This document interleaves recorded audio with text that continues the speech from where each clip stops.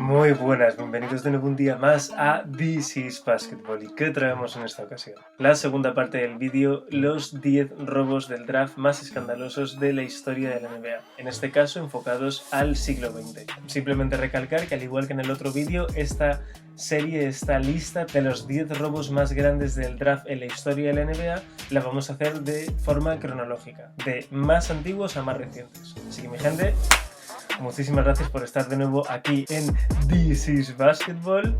Comenzamos.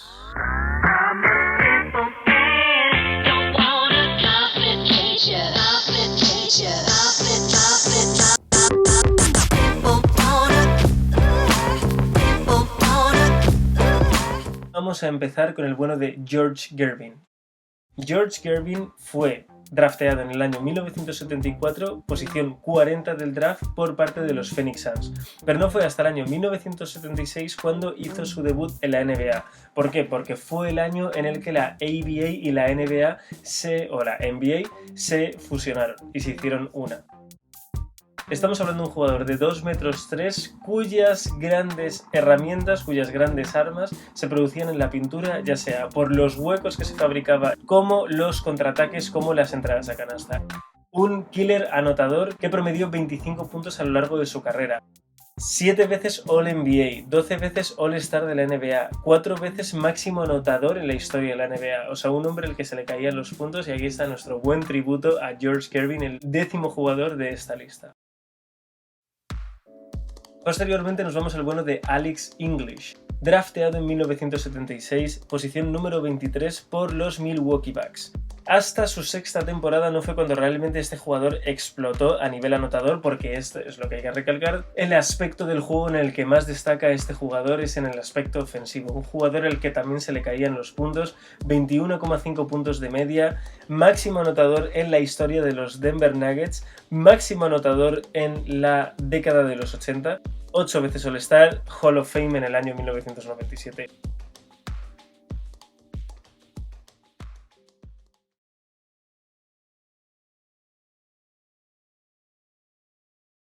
Nos vamos después al año 1983, a la octava posición de esta lista, con el bueno de Clyde Drexler, Clyde the Glide. Estamos hablando de un jugador que probablemente, si no fuera por MJ, podríamos estar hablando del mejor shooting guard de esa época. Después de MJ, why not? Escogido en primera ronda del draft en la posición 14ª por los Portland Trail Blazers. Todos sabemos lo volador, lo dunker que era este hombre, pero cositas a destacar, cositas importantes que hay que destacar. Formó parte del glorioso Dream Team de Barcelona 92.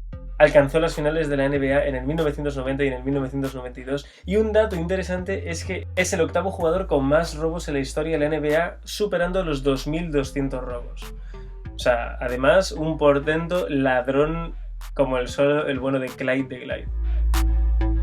Ahora vamos a la séptima posición de este draft, pero sin duda tenemos que hacer un mix entre el séptimo y el sexto porque no se entienden al uno sin al otro. En primer lugar nos vamos al bueno de John Stockton, año 1984, elegido en la 16ª posición de la primera ronda del draft, lógicamente drafteado por los Utah Jazz. No hizo una explosión tan brutal desde el principio, precisó de unas 3 temporadas aproximadamente para que John Stockton empezara a mostrar de lo que realmente era capaz, pero en el momento que lo hizo, estamos hablando de un jugador que fue capaz de repartir más de 10 asistencias por partido durante 10 temporadas, líder histórico en asistencias en la NBA con más de 15.000 asistencias, superando en más de 3.000 al segundo clasificado, líder en robos totales de la NBA con más de 3.000 robos y por supuesto Hall of Fame. Una maldita bestia, el bueno de John Stockton, físicamente, contraataques, visión de juego, una brutalidad. Y obviamente no se puede entender la historia de John Stockton sin el sexto jugador que compone esta lista, que es el bueno de Karl Malone, el cartero. Karl Malone fue drafteado al año siguiente, en el año 1985, posición 13ª de la primera ronda del draft, también por los Utah Jazz. ¿Y qué podemos decir del bueno de Karl Malone? 2 MVPs, segundo máximo anotador en la historia de la NBA, 2 títulos de conferencia con los Utah Jazz, solamente 2 temporadas en su carrera por debajo de los 20 puntos, maestro del pick and roll, fuerza, tiro de media distancia, y estamos hablando sin duda de la franquicia que estuvo más cerca de batir a los Bulls ganadores de Jordan. Hablamos de los Bulls ganadores de Jordan porque dejamos a un lado la etapa de los Bad Boys en los que Chicago Bulls todavía no había ganado. Pero sin duda, Utah Jazz, why not, franquicia que más difícil se lo puso a los Bulls de Jordan, al menos consecutivamente en el tiempo. Entonces, hasta aquí, todos los jugadores que hemos mencionado, los 4 primeros jugadores de esta lista, ninguno de ellos ha logrado un anillo de la NBA. Hasta esta posición de esta lista de los 10 robos más escandalosos en la historia del draft de la NBA. Y estamos hablando del bueno de Dennis Rodman, The Worm. Año 1986, drafteado en la posición número 57 del draft, segunda ronda por los Detroit Pistons. Todos conocemos de sobra a Dennis Rodman. Vamos a comentar sencillamente que este hombre fue líder en rebotes sin descanso en la NBA desde el año 1992 hasta el año 1998. 13 rebotes de media a lo largo de su carrera, 2 premios al mejor jugador defensivo del año, 5 anillos, Hall of Fame en el año 2011. ¿Qué vamos a decir del bueno de The Worm? Garra, carisma, potencia, un jugador que era capaz de irse a Las Vegas a ponerse ciego la noche anterior de un partido y al día siguiente estar reventándose contra jugadores que le sacaban 10 centímetros y 10 kilos probablemente como poco. Entonces, chapó al bueno de The Worm, de Dennis Rodman. Y ahora nos vamos a la cuarta posición de esta lista, desgraciadamente con un sabor agridulce, porque tenemos que hablar del bueno de Kobe Bryant, Rest in Peace, Black Mamba. Draft del año 1996 en la 13ª posición de la primera ronda del draft y drafteado por los Charlotte Hornets. Todos conocemos también bastante de sobra el bueno de Kobe Bryant, pero mencionar el por qué realmente Kobe acabó en Charlotte Hornets. Algunas de las razones primordiales de este trade que se hizo por Blake Divac es básicamente porque Blake Divac ya era un jugador veterano que venía de Los Ángeles Lakers y en ese momento Charlotte Hornets precisaba de un jugador más veterano. Se precisaba de un rendimiento un poquito más demostrado que el de Kobe, un jugador que vino directamente desde el instituto y un jugador que debutó con 18 años. O sea, Kobe, una mala bestia, de eso no hay duda, pero no era todavía un valor tan demostrado como Blake Divac. De Blake Divac había más referencias en el baloncesto profesional. No obstante, el bueno de Kobe, de Black Mamba, 14 veces All-Star, 15 veces All-NBA, 12 veces All-Defensive, un MVP de la temporada regular, 2 MVP de las finales, 5 anillos. Una bestia el bueno de Kobe Bryant. Posteriormente nos vamos a la tercera posición de esta lista con el bueno de Steve Nash, Air Canada Nash. Año 1996, mismo draft que Kobe, posición 15 del mismo draft y drafteado por los Phoenix Suns. Es curioso el caso de Steve Nash, que fue drafteado por los Phoenix Suns, se fue, estuvo 6 temporadas en los Dallas Mavericks y volvió a Phoenix Suns. El bueno de Steve Nash, 2 MVPs, 8 veces All-Star, alcanzó 2 finales de conferencia. Os lanzo esta pregunta sobre la mesa. ¿Consideráis a Steve Nash como el mejor Sun de la historia? ¿Consideráis a Steve Nash como el mejor jugador en la historia de los Suns? Dejádmelo en los comentarios, así enriquecemos el debate, carrallo. Siguiente jugador que también tiene un toque FIBA brutal que no se podía dejar exento de esta lista es el bueno de Dirk Nowitzki y que de hecho también compartió vestuario con el bueno de Steve Nash. Dirk Nowitzki, drafteado en el año 1998 por los Dallas Mavericks en 9ª posición.